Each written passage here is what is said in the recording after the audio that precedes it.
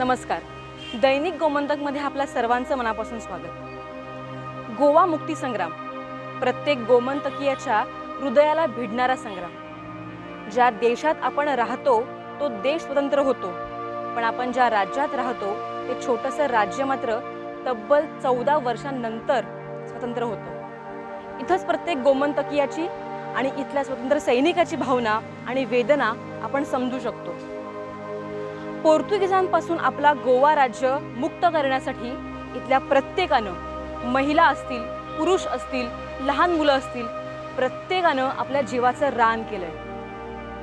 आणि त्यांच्यासाठी आपण गोवा मुक्ती दिन दरवर्षी साजरा करतो. या धगधगत्या संग्रामाची साक्ष देतात ती म्हणजे इथली ऐतिहासिक स्थळं, जी आपल्या प्रत्येकासाठीच प्रेरणास्थळं आहेत. ही प्रेरणास्थळं ज्या स्वातंत्र्य सैनिकांनी आपल्या प्राणांची आहुती दिली आहे त्यांचं महत्त्व आणि त्यांच्या प्राणांचं बलिदान आपल्याला पटवून देतात.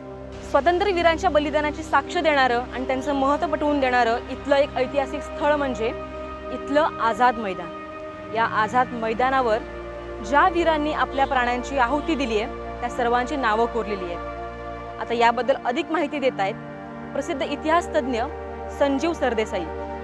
आझाद मैदान हे जे एक ओपन एरिया आहे पणजीची, तिला ओरिजिनली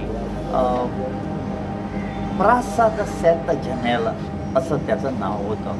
प्रासा म्हणजे ओपन एरिया, आणखी जनेल म्हणजे window, open area of 7 Windows. आता हे नाव त्याला पोलीस हेडक्वार्टर्स आहे, त्या बिल्डिंगला 7 असं विंडोज होते, त्यामुळे पडलं. आणि त्या एरियेमध्ये जेव्हा गोवा मुक्तीलढा झाला, आणखी ऑपरेशन विजय झालं, की त्या एरियेमध्ये सगळे जे मिलिटरी पोलीस होते पोर्चुगीजचे, त्यांना आणून तिकडे ठेवलं होतं. That was the prisoner of war. आणखी म्हणजे 19 जून 1946 जेव्हा एक दिवस पूर्वी राम मनोहर लोहियाला मडगावहून अरेस्ट केला होता आणि रात्री इतके लोक आले तिथं, म्हणून त्याला शिफ्ट केला.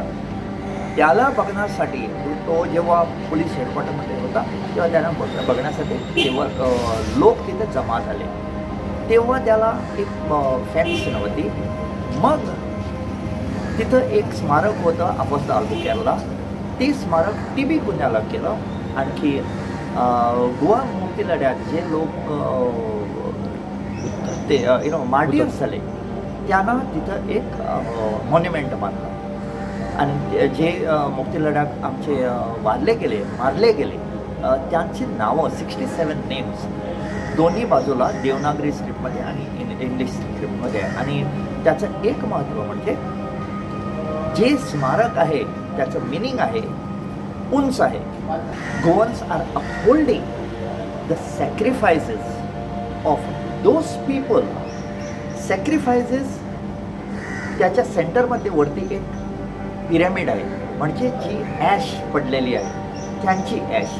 We are upholding the sacrifices of people who came from all 4 direction. त्याला वरती फक्त 4 फिंगर्स आहेत आणि ते 4 दिशामधून आलेत, म्हणून हे स्मारक बांधलेलं आहे.